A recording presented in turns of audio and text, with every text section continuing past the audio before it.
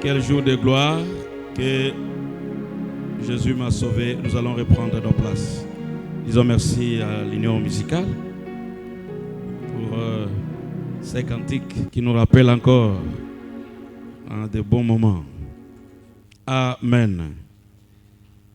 Nous disons merci à Dieu pour votre présence, également pour ce temps que Dieu nous offre. Une journée ensoleillée qui s'achève par une soirée qui est chaude. Et nous ne pouvons que lui rendre grâce.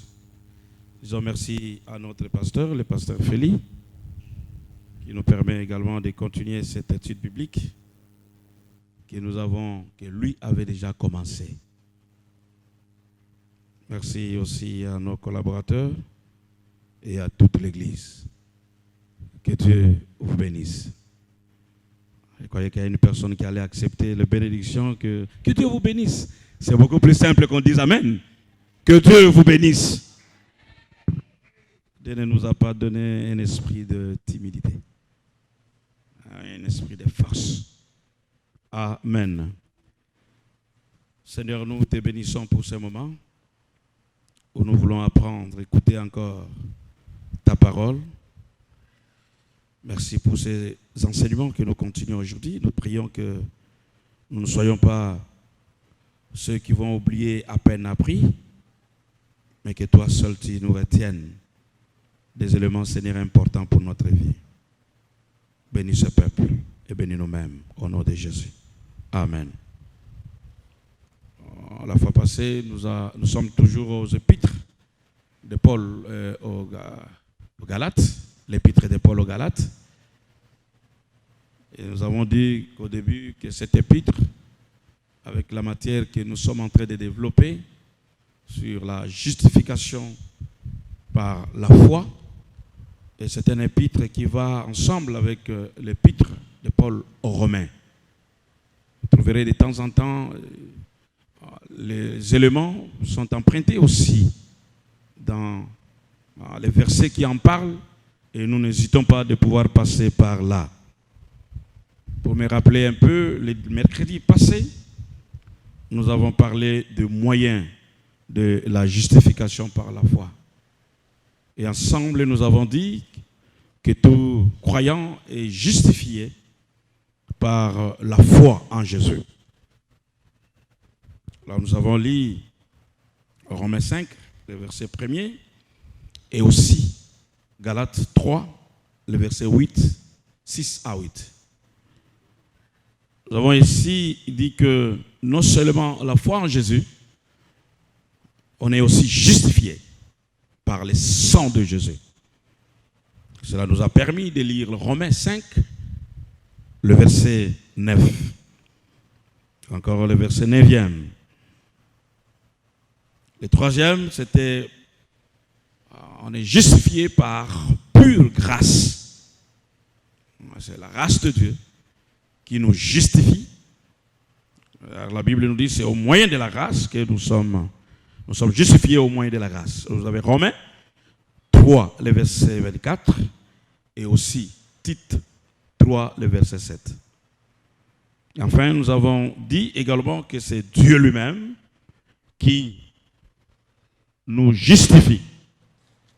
Et là, nous avons lu le livre Romains à partir de verset 8 au verset, je parle du chapitre 8, le verset 33. Amen. Mais ce soir, nous continuons avec notre thème, la justification par la foi, mais nous allons développer un sous-thème, le bienfait de la justification par la foi. Nous allons décrypter avec vous, chercher à connaître le bienfait de la justification par la foi. Et nous vous présentons un texte que nous allons lire. Bien sûr, nous allons commencer par notre texte de base qui est Galates 2, à partir du verset, Galates chapitre 2, à partir du verset 15e, qui va jusqu'à 21 pour finir également le chapitre 2e. Galates 2, 15 à 21. Nous sommes juifs de naissance et nos pécheurs d'entrée, le païen. Néanmoins, sachant que ce n'est pas par les œuvres de la loi que l'homme est justifié, mais par la foi en Jésus.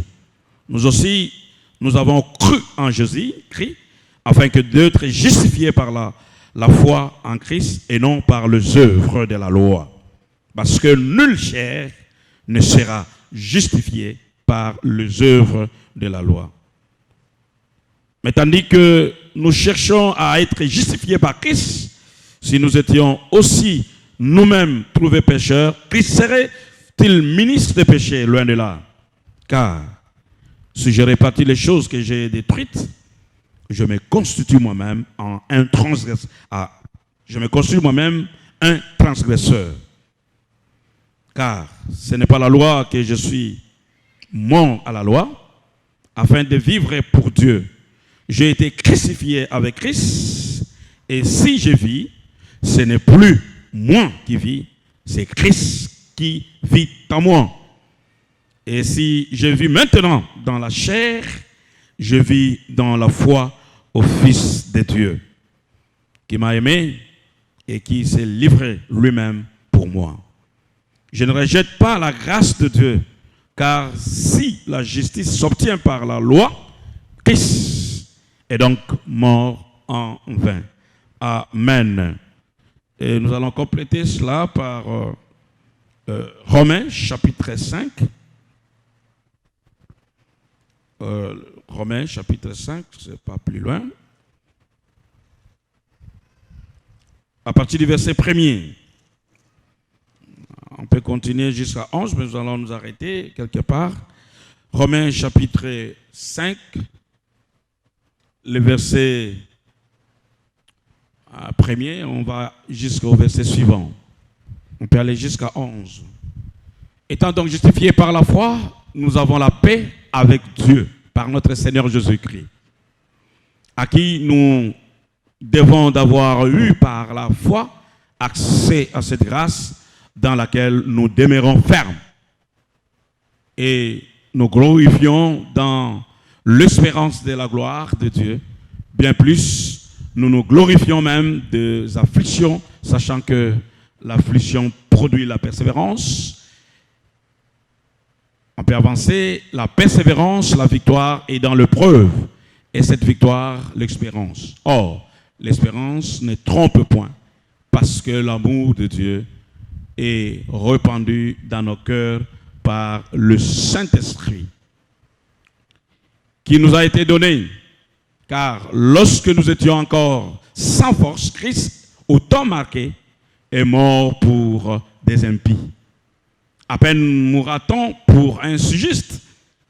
Quelqu'un peut-être mourra-t-il pour un homme de bien, mais Dieu, pour son amour envers nous, en sait que lorsque nous étions encore pécheurs, Christ est mort pour nous. À plus forte raison, donc,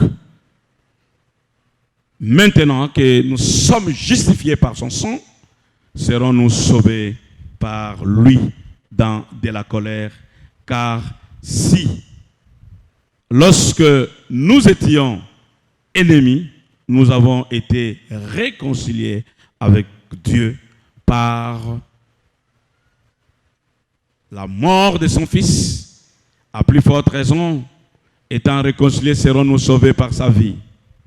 Et non seulement cela, mais encore, nous nous glorifions en Dieu parce que notre Seigneur Jésus-Christ, par qui on avance, maintenant nous avons obtenu la réconciliation. Amen. Amen.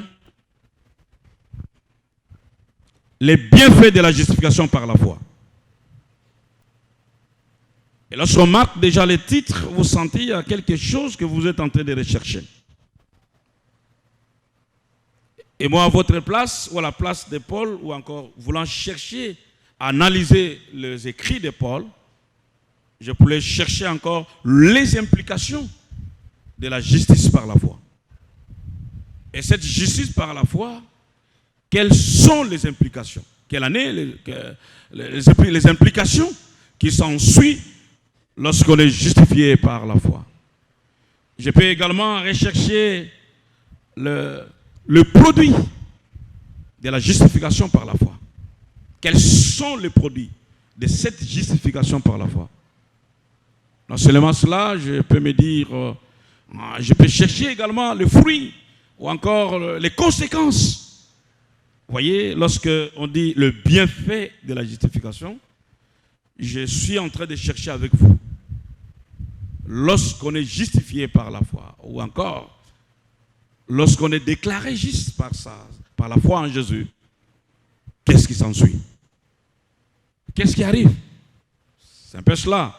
Et en fait, l'apôtre Paul traite ces sujets, mais je crois en traitant ces sujets ici, il est en train de vouloir connaître ce qui est caché dans la justification par la foi. Il peut se poser une question. Quels sont les bienfaits de la justification de la foi ou par la foi dans la vie d'un croyant? D'emblée, je commence à répondre par le premier bienfait que je pouvais appeler B1. Les bienfaits, les premiers B1. Les premiers bienfaits de la justification, on les trouve déjà dans Romains 5, le verset 1er. Nous allons lire. Étant donc justifiés par la foi, vous êtes là? Nous avons la paix avec notre Seigneur Jésus. Amen. Ça saute déjà que le premier bienfait, après qu'on soit justifié par la foi, c'est la paix avec Dieu. C'est un bienfait. La paix avec Dieu. Et nous le trouvons dans Romains 5, le verset 1er.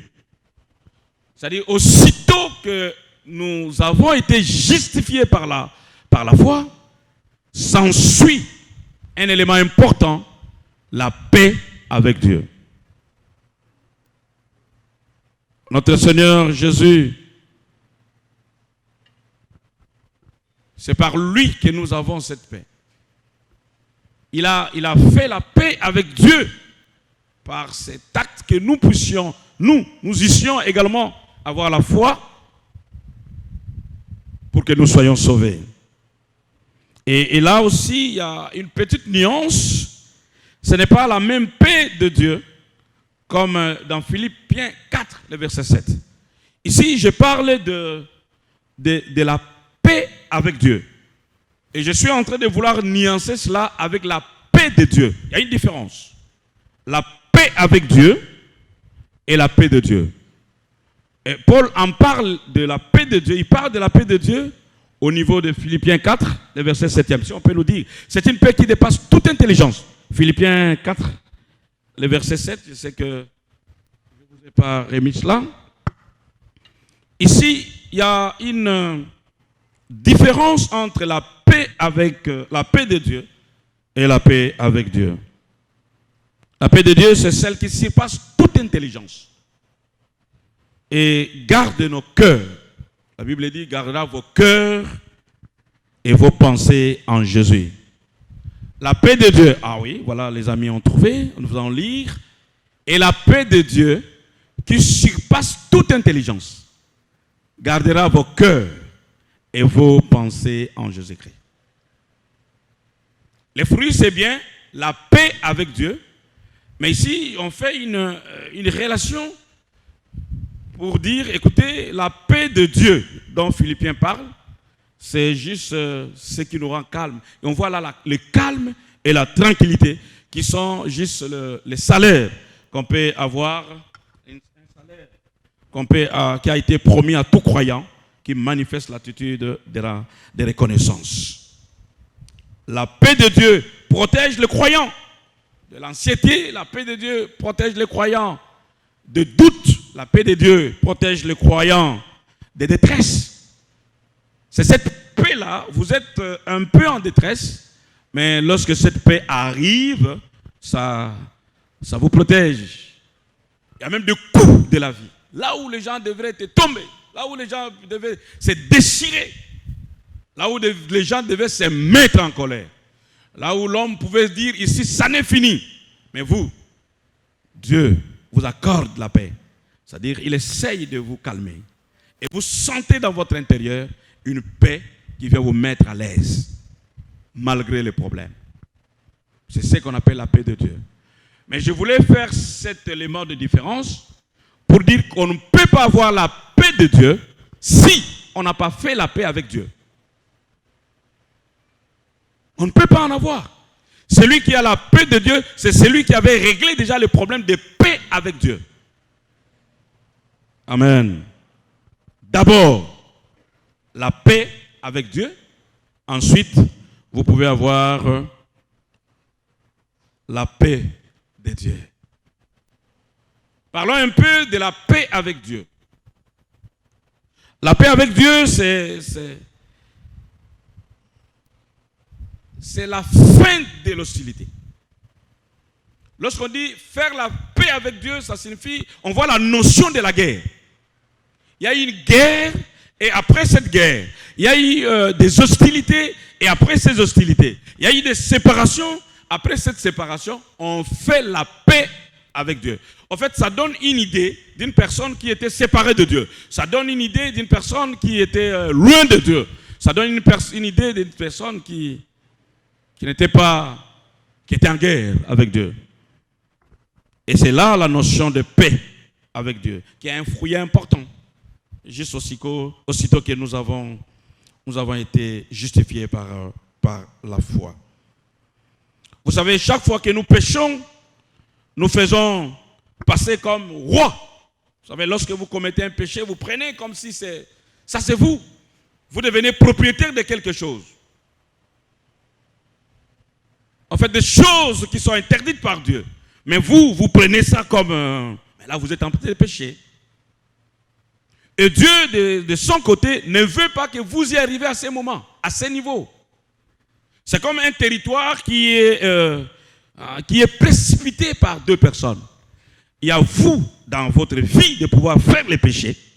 Il y a Dieu qui veut que vous ne le fassiez pas. À ce moment-là, il y a une sorte de guerre. Et c'est là où la notion de faire, la notion de paix avec Dieu va sortir. Amen. Est-ce qu'on comprend quand même? La paix de Dieu marque la fin de la guerre. Gloire soit rendue à Dieu. Lorsque vous dites que vous avez été justifié par la foi, la Bible nous dit que vous avez la paix avec Dieu.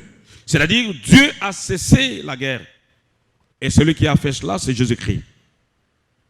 C'est-à-dire, il a pris le péché et il a dit, je réconcilie le Fils, je réconcilie. Il nous a réconciliés avec le Père, comme nous avons lu avec vous. Et c'est ça, faire la paix avec Dieu. Mais tout en nous réconciliant, maintenant que vous êtes réconciliés à Dieu, maintenant que vous avez fait la paix avec Dieu, vous pouvez vivre dans la paix. Amen. Et là, il y a beaucoup de gens, vous savez, lorsqu'on vit dans les péchés, on s'octroie les attributions d'un roi. C'est comme si vous occupez un territoire à vous. Hein. Et Dieu aussi voulant occuper ce même territoire. Et vous êtes déjà dans... En fait, lorsqu'on commet de fautes, comprenez que vous entrez en guerre. Vous entrez en guerre contre Dieu. Et Jésus vient, il met fin à cela. C'est pourquoi Paul dit, ça c'est faire la paix avec Dieu. C'est le premier élément, je crois que c'est celui-là. La paix avec Dieu marque la fin de la guerre, il cesse les hostilités grâce à l'œuvre de Jésus-Christ à la croix.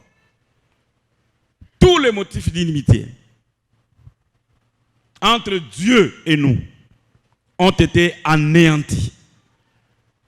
En d'autres termes, autrefois, lorsque vous étiez pécheurs, lorsque nous étions pécheurs, pour ne pas parler de vous, nous nous mettons ensemble, nous devenions ennemis de Dieu. Ennemis de Dieu, séparés de Dieu, loin de Dieu. Paul a dit, vous êtes déchus de la grâce de Dieu.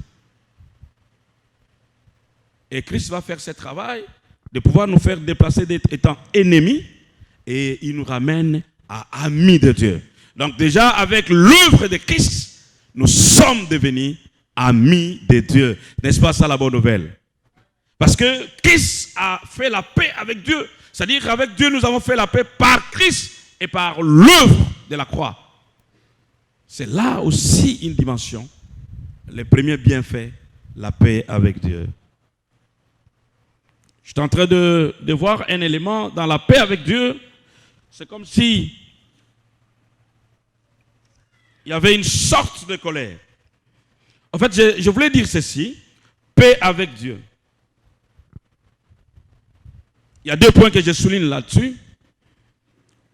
Dieu n'est plus en colère contre nous. C'est une des conséquences importantes. Dieu n'est plus en colère contre nous. Le deuxième élément, Dieu, donc nous sommes plus ses ennemis. Ce qui était le cas tant que nous étions nous n'étions pas encore justifiés par la foi, nous étions ennemis de Dieu. Mais avec Christ, il dit, la colère de Dieu est finie. Il cesse la colère de Dieu. Il met fin à la colère de Dieu. C'est là la paix avec Dieu. Il nous fait déplacer comme ennemis et il amène comme amis de Dieu. C'est par cette justification. Parlons un peu de la colère de Dieu. Là, nous allons lire Romains chapitre 5, le verset 9e. Là où nous sommes, Romains chapitre 5, le verset 9. La colère de Dieu. 5, le verset 9. À plus forte raison, donc maintenant que nous sommes justifiés par son sang, serons-nous sauvés par lui de la colère. Nous sommes sauvés du péché. Nous sommes sauvés du diable. Mais il y a un petit secret. Avant d'abord que Dieu arrive à nous sauver du péché, il nous sauve d'abord de la colère, de sa colère.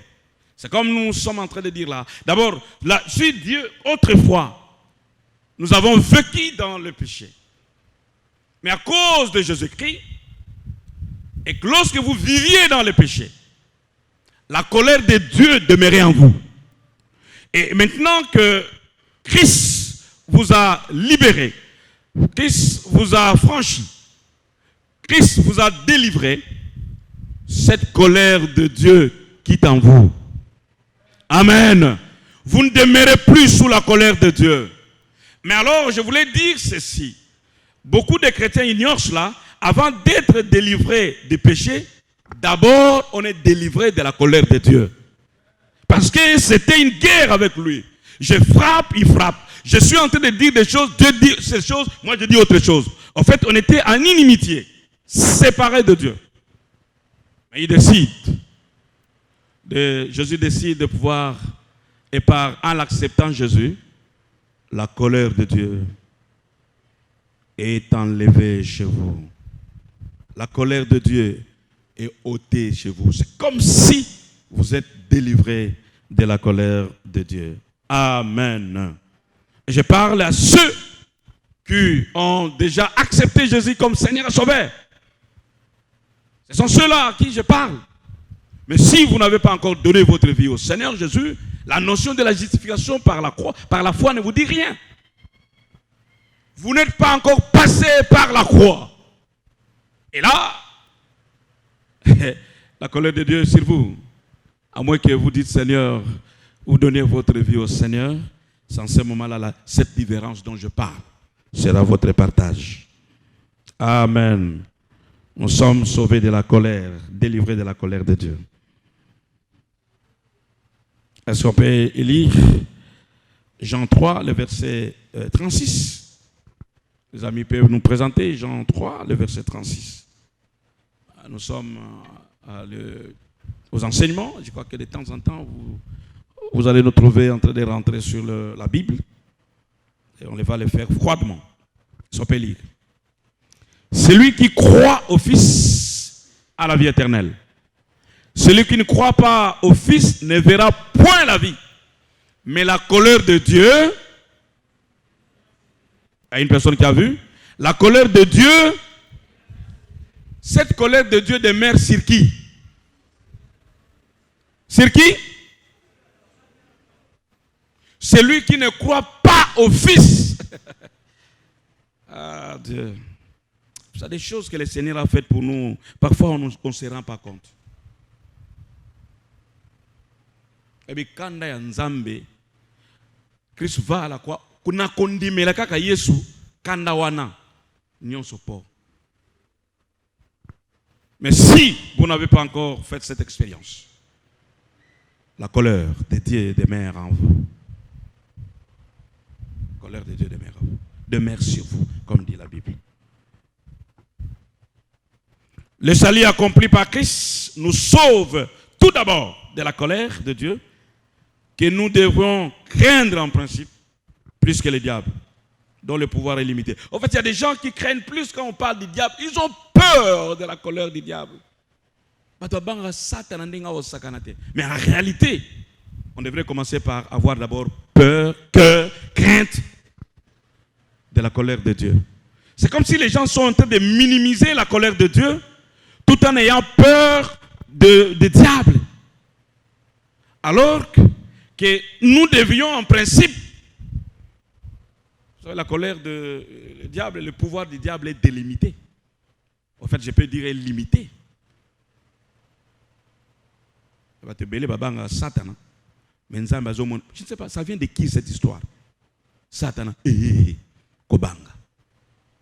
Keba banga lisumu banga tambola yamba yesu lokola mokonzi. Kona mutazate. Frère, vous ne vous intéressez pas à Dieu. Il n'y a pas de choix. En cette matière, il n'y a pas de neutre, il n'y a pas de neutralité. Comme on verra ça peut-être plus tard.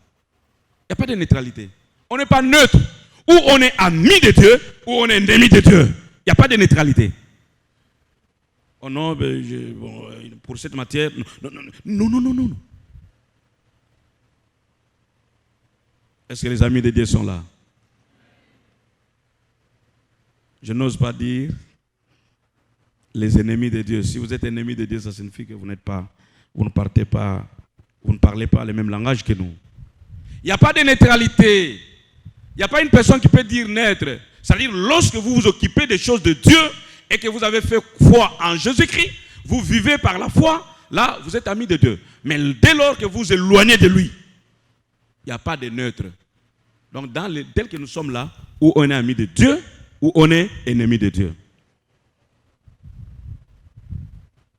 Matthieu 10, le verset 28. Je suis en train de parler de la paix de Dieu. La paix plutôt avec Dieu. Matthieu 10, le verset 28. Les amis, vous nous envoyez ça. Si vous ne trouvez pas, nous lisons ensemble avec vous. Matthieu chapitre 10, le verset 28, nous allons lire. Voilà. Ne craignez pas ceux qui tuent les corps et qui ne peuvent tuer l'âme. Craignez plutôt celui qui peut faire périr l'âme et le corps dans la géhenne. Les gens ont peur de Satan. Les gens craignent le diable et ils s'amusent avec Dieu. Non. Ça ne sera pas le cas à partir de ces enseignements que vous êtes en train de suivre. Donc je disais que la paix avec Dieu, je le vois dans deux dimensions. Il y a d'abord la colère de Dieu. Nous avons parlé de la colère de Dieu. Et parlons maintenant de ennemis de Dieu. Dieu n'est plus en colère contre nous. Et nous ne sommes plus ennemis de Dieu. Ennemis de Dieu, nous allons lire dans Romains 5. Toujours dans Romains 5. 5, le verset 10e. C'est comme si on va progressivement. Romains chapitre 5, le verset 10. Car si, lorsque nous étions ennemis, nous avons été réconciliés avec Dieu.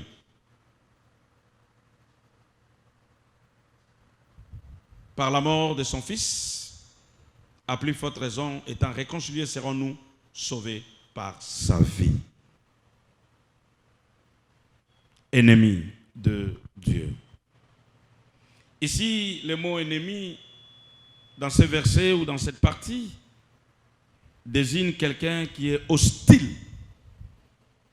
C'est quelqu'un qui s'oppose à Dieu, qui s'oppose à l'œuvre de Christ. C'est celui qui est même haïr, qui est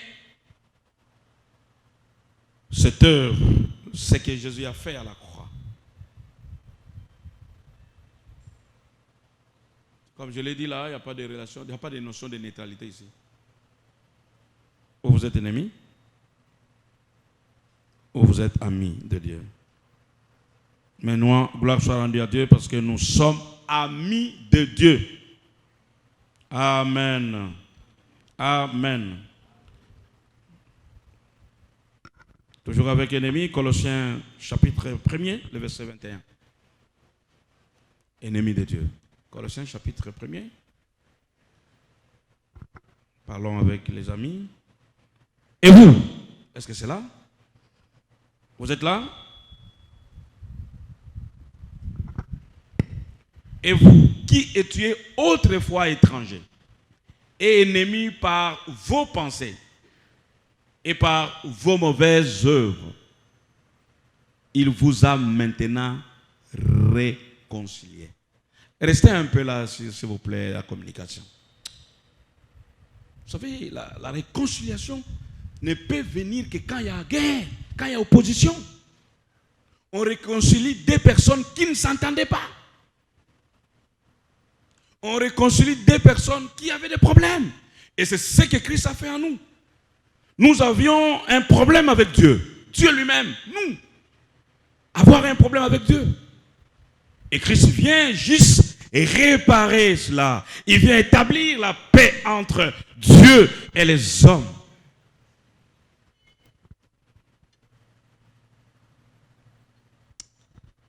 Jésus, quand je vois ce qu'il a fait, je ne sais pas comment on doit s'éloigner de cet homme. Paul explique comment on est ennemi de Dieu. Il dit ceci, c'est parce qu'ils sont étrangers. On venait de lire ça, étrangers. D'abord étrangers. Lorsqu'on est étranger aux choses de Dieu, voilà, il retourne ça. Étranger, donc. Vous qui étiez autrefois étrangers, ça c'est le premier élément. La deuxième fois, on dit vous étiez ennemis de vos pensées et de mauvaises œuvres. Juste à ce niveau déjà, quand on se dit on est étranger aux choses de Dieu, ça c'est dangereux. Ça vous dit rien les choses de Dieu. C'est-à-dire, même si vous venez à l'église, mais pour vous les choses de Dieu, vous êtes étranger. Et là c'est grave. C'est grave, bien aimé. On rate le but comme ça. Ça, ce sont des choses de Dieu, vous êtes étranger. Ça signifie que ça ne vous concerne pas. La Bible dit, si vous vous sentez étranger à des choses de Dieu, quel sera votre qualificatif? Parce qu'il n'y a pas de neutralité. Vous serez qui? Ennemi. C'est clair. Il n'y a pas de notion de neutralité. Ceux qui sont étrangers sont d'office ennemis de Dieu. Étrangers dans des choses de Dieu. Paul bien expliqué cela. Séparé, entièrement coupé de la communion avec Dieu. Et ça anime. Il y a des choses de Dieu, on prend ça à la légère, et puis même si on fréquente l'église, bien aimé, notez, lorsque vous sentez en vous-même comme si vous êtes étranger pour les choses de Dieu, comprenez qu'à partir de ces enseignements, vous êtes ennemi de Dieu. Et vous savez les conséquences qui ne sont pas les bonnes conséquences. Non seulement étrangers, ensuite, retournez la phrase. Ensuite, c'est à cause de leurs pensées et de mauvaises œuvres. Voyez ça. La première partie, on est étranger, ennemi de Dieu. On est aussi ennemi de Dieu par vos pensées et aussi par vos mauvaises œuvres. Misala yamabe ojosala. En fait, là aussi, on va avec l'intelligence. Namakanisi kaka. Makanisi na yo amabe. Vous sentez comme si toutes les pensées, ça c'est la Bible qui dit. Et je suis en train de pouvoir expliquer comment on devient ennemi de Dieu. Juste dans ma canne ici, il n'y a personne qui est dans votre tête maintenant que je parle. Juste dans votre imagination, juste dans votre intelligence, Même l'intelligence est en train de travailler pour Satan. Oh, ça c'est quoi? Les pensées, les mauvaises pensées. Comprenez? Toutes les fois que vous serez animé de mauvaises pensées, toutes les fois que vous serez animé de mauvaises œuvres, des actions mauvaises, vous n'êtes plus dans la part d'être ami de Dieu. Vous êtes... je ne dis pas à vous, mais c'est un enseignement que je donne. Je dis, celui-là, pas vous. Parce qu'on a peur de dire vous êtes et puis on pense que c'est à toi qu'on s'adresse. Non, non, non, non. Ça peut être aussi toi. Qu'est-ce que vous pensez? Vous ne pensez pas qu'à un moment, vos pensées semblent de temps en temps, toute la journée, vous ne faites que travailler sur le mal. Vous digérez les pensées. Vous imaginez des choses qui ne sont pas des bonnes choses. Il y a Yoka Kama B, ma Kanesi. Bible qui dit ça.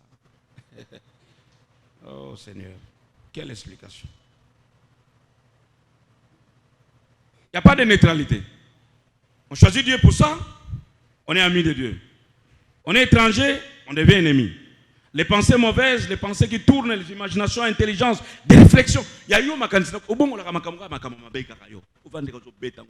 Même maintenant que je parle, peut-être il y a une personne qui est sortie de l'église, mais il est en train de réfléchir sur des choses mauvaises. Non, ça ne doit pas être le cas. Et là, vous vous approchez à être ennemi de Dieu. Vous êtes opposé à Dieu. Donc, ma candidature est opposition. Opposition, que le Seigneur nous aide. On a besoin vraiment de renouveler notre intelligence. Vous savez, il y a des prières qu'on peut dire, Seigneur, renouvelle mon intelligence. L'intelligence obscurcie.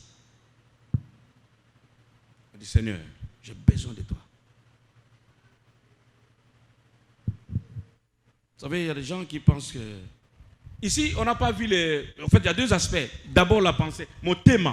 Ici, la pensée, quand on parle de pensée, on voit le cœur aussi. On voit l'imagination. Et puis, on voit aussi les réflexions, les actions. Gloire soit rendue à Dieu parce que vous avez quitté ce stade. Vous êtes maintenant réconciliés à Dieu. Est-ce qu'on peut acclamer le Seigneur? Il y a là une restauration dans la relation brisée. Une relation qui était brisée. Vous étiez comme ce que la Bible est en train de dire. Mais maintenant, comme vous avez accepté Jésus, Jésus a brisé, comme Seigneur et Sauveur, il a brisé cette relation. Et maintenant, vous avez la facilité de pouvoir faire la paix avec Dieu. Quel bienfait, la paix avec Dieu. Je crois que là, j'ai beaucoup parlé. Est-ce qu'on peut passer à un deuxième bienfait? Vous êtes d'accord avec moi? Amen. Deuxième bienfait. On va le chercher aussi dans la Bible. Romains chapitre 5, le verset 2. Nous sommes là. Je regarde le verset 2. À qui nous devons d'avoir eu par la foi accès à cette grâce. Le deuxième bienfait, c'est l'accès à la grâce. Amen. On peut appeler ça BD. BD, bienfait D. Vous avez l'accès à la grâce. Le mot accès signifie approcher. Vous vous approchez de Dieu.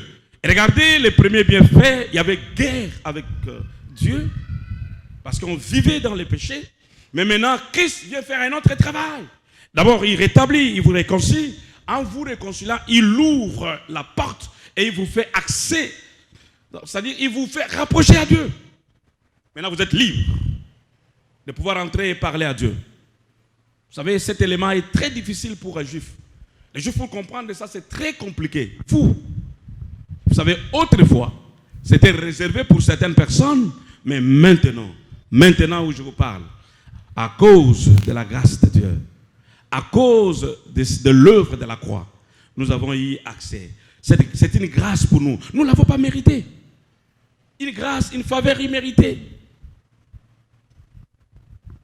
Vous savez, être accès au Père pour Kotana Mokonzi, Kutana Mokonzi. Je ne sais pas, ici, je ne sais pas. Il y a certains milieux, pour rencontrer même les présidents de la République. Non, je vous assure. Il y en a même qui travaillent à la présidence, mais qui n'entrent pas dans son bureau. Mais maintenant, vous, Christ parle. Donc, ce qui était comme une barrière, Christ décide, par l'œuvre de la croix, de pouvoir vous créer cette liberté. Vous savez, là, vous lisez certains commentaires, ils disent, autrefois, dans l'Ancien Testament, il y avait seulement un seul ami qui a été justifié par la foi. C'est Abraham, le seul. Mais aujourd'hui, avec l'œuvre de Christ, il dit tous, nous sommes justifiés par la foi. Quelle bonne nouvelle, quel privilège. Vous savez, l'accès à une position de faveur extraordinaire près de Dieu. Nous sommes aussi proches de Dieu et aussi chers à son cœur. Dieu nous sent près de son cœur. Il nous considère maintenant comme le fils bien-aimé. Bien qu'adoptif, nous sommes devenus enfants et fils de la maison. C'est le travail que Jésus a fait. Comme je disais, le mot accès s'est traduit par approcher. Cette approche, cet accès est inconcevable par le juif. Là, vous pouvez les lire dans l'Ancien Testament, vous pouvez les lire Exode 19, 9. On peut seulement lire ça, Exode 19, 9. On ne lit pas, mais on écrit. Exode 19, 9, Exode 20. Exode 19, 9, 20 à 21. Exode 28, 35. Là, c'était difficile. Ce n'est pas tout le monde qui avait accès libre à parler avec Dieu. Non. Gloire soit rendue à Dieu. Maintenant, cet accès est ouvert à tout le monde. L'accès est ouvert à tout le monde. Nous pouvons le lire dans Jérémie 32. Jérémie 32, le verset 38. On va seulement noter, on va lire peut-être plus tard. Jérémie 32, le verset 38. Le verset 40 également. Hébreux 4, le verset 16.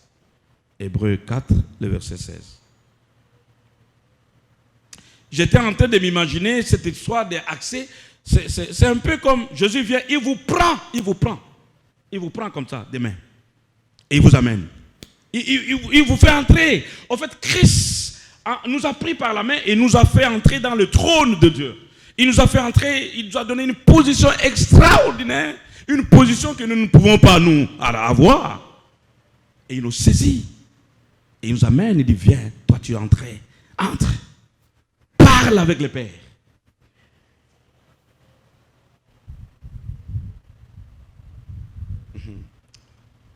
Christ, cette heure, quand je pense à l'œuvre de la croix, je vois tout l'évangile.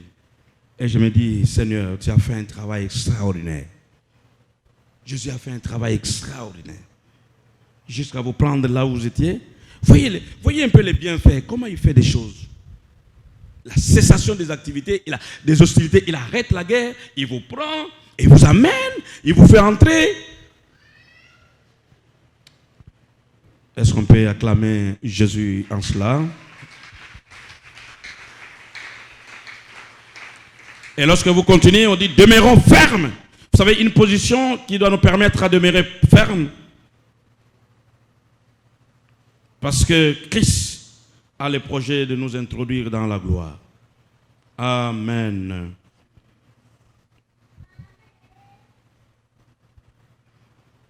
Est-ce qu'on peut lire Ephésiens 2, le verset 18, voir un peu ces privilèges d'accès?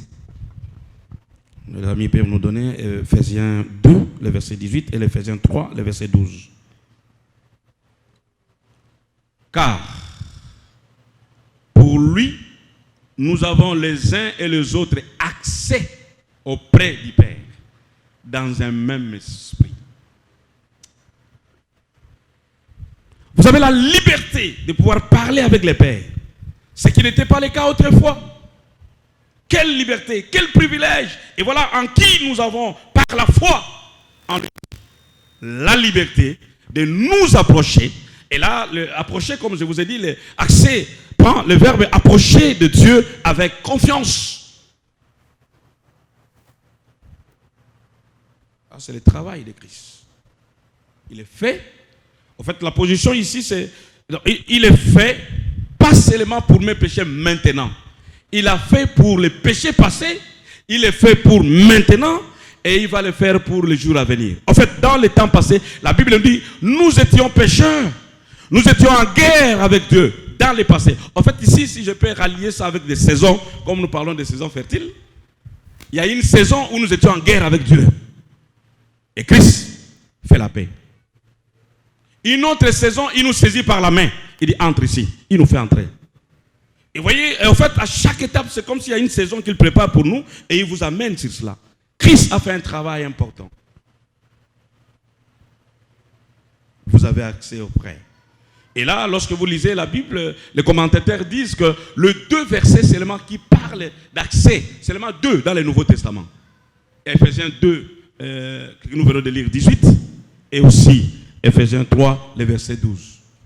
2 versets qui parlent de l'accès au Père. Amen. C'est une liberté, c'est un privilège. Bien-aimé Dieu, Jésus n'a pas vu ce que nous avons. Ce n'est pas à cause de ce que nous sommes. Ce n'est pas à cause de ce que nous avons. Ce n'est pas à cause de ce que vous faites, nous. Mais cela, c'est par grâce. Une pure grâce, la grâce de Dieu. Vous avez accès à la grâce. Vous avez l'autre côté à Pessio grâce. Vous avez belé, si on néglige grâce, tu perds aussi avec toi. En fait, maintenant, je dois apprendre. Je me dis que j'ai la grâce de Dieu. J'ai accès au Père parce que Christ a fait à la croix. Amen. Amen.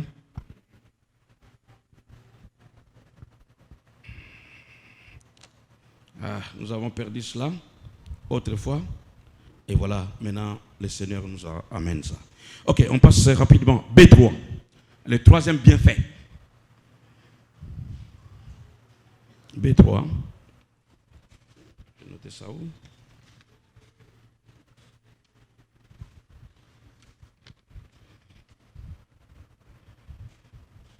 Vous savez, la Bible nous dit que nous sommes sauvés par grâce au moyen de la foi. Il ne faut pas négliger la grâce. C'est un principe de départ aussi. Aussi un principe qui doit être permanent. Ça, il ne faut pas oublier cela. Qui doit être quotidien. Il faut toujours réclamer la grâce de Dieu sur vous, dans tout ce que vous faites et dans tout ce que vous avez, à cause de Jésus.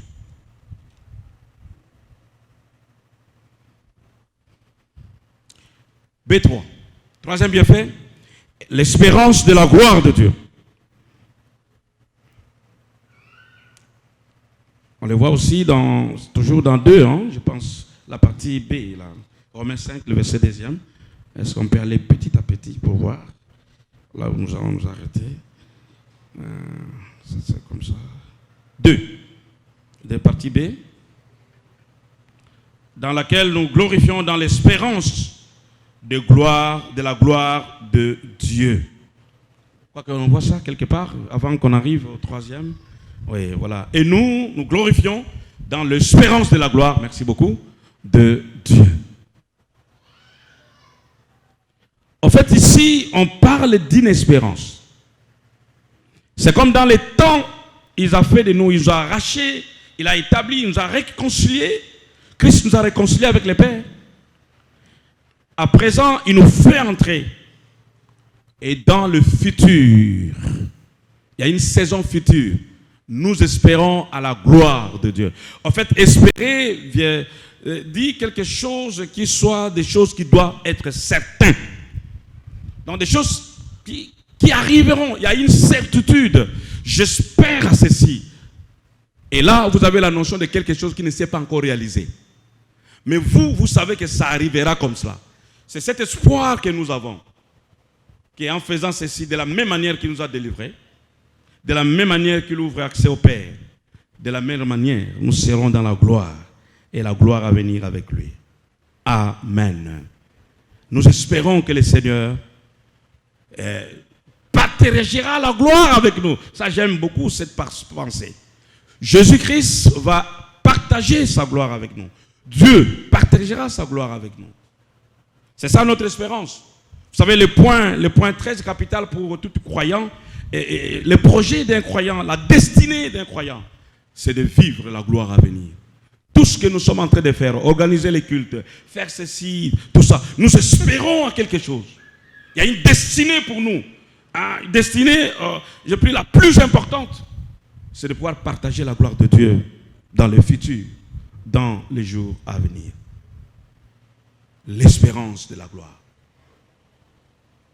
Les choses qui ne sont pas encore réalisées, mais nous mettons dans notre tête que nous y arriverons. Ici, il renvoie quelque chose, comme je le disais, de certain, quoique cela n'est pas encore réalisé.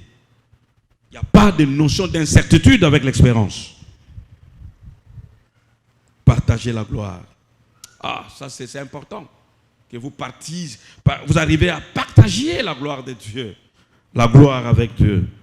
Amen. Nous pouvons les lire dans Jean 17, si on peut nous aider. Jean chapitre 17, le verset 22, et 2 Corinthiens chapitre 3, le verset 18. 2 Corinthiens chapitre 3, le verset 18. On peut les lire. J'ai à donner la gloire que tu m'as donnée. Je leur ai donné la gloire que tu m'as donnée afin qu'ils soient comme nous sommes un.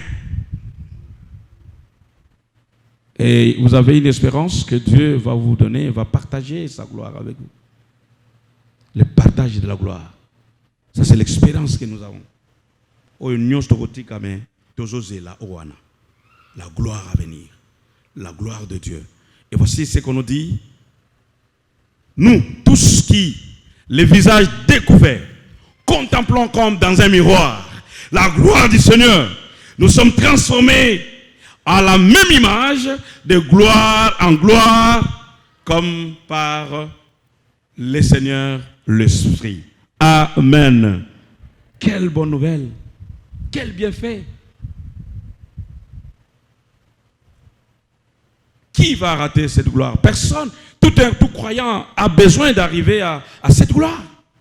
Et c'est cette gloire que nous voulons vivre dans les jours à venir. Cette espérance se réalisera certainement. Christ nous a promis cela.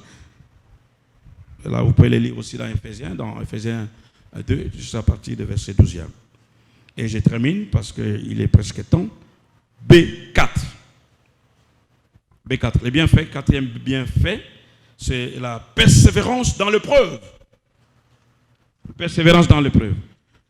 On va les lire aussi tout doucement. Est-ce que les amis peuvent... Ça c'est au verset 3e, je pense. Romains 5, le verset 3. Romains 5, le verset 3e. Nous sommes là. Bien plus, nous nous glorifions même des afflictions, sachant que les afflictions produisent la persévérance, la victoire dans l'épreuve. Et cette victoire, l'espérance. Amen. Vous savez, à un certain moment, en tant qu'enfant de Dieu, lorsque vous arrivez à parler des afflictions, vous arrivez à parler des épreuves, les gens pensent qu'on est en train de prêcher à la souffrance. Non. Mais une chose est vraie. En tant que père, il peut nous faire passer par certaines épreuves. En tant que père, nous pouvons subir quelques épreuves. Mais lesquelles preuves appellera la victoire.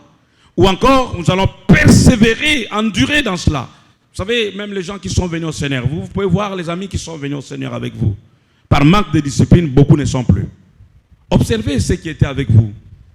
D'où vous avez commencé en quelle année? Et il y en a même au bout de quelques marches, 6 mois après, il est parti. Mais vous, la Bible vous recommande de persévérer dans l'épreuve. Il y a quand même, ça fait mal. C'est difficile de pouvoir porter sa croix. C'est difficile de vivre les temps difficiles, d'être encore chrétien réel. Pendant le monde devient hostile. C'est difficile. C'est une épreuve pour vous. Mais la Bible nous demande de persévérer dans cela. Parce qu'à la fin de cela, il y a une gloire.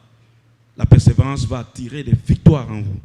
Vous savez, il y a certaines victoires que vous n'avez pas encore gagnées parce que vous n'êtes pas arrivé au bout de votre patience. Vous n'êtes pas arrivé au bout de votre persévérance. Et Dieu a mis des choses à la fin de votre persévérance. Amen. Amen. On peut les lire dans Jacques 1. Jacques 1, le verset 2e. Les amis, Jacques 1, le verset 2.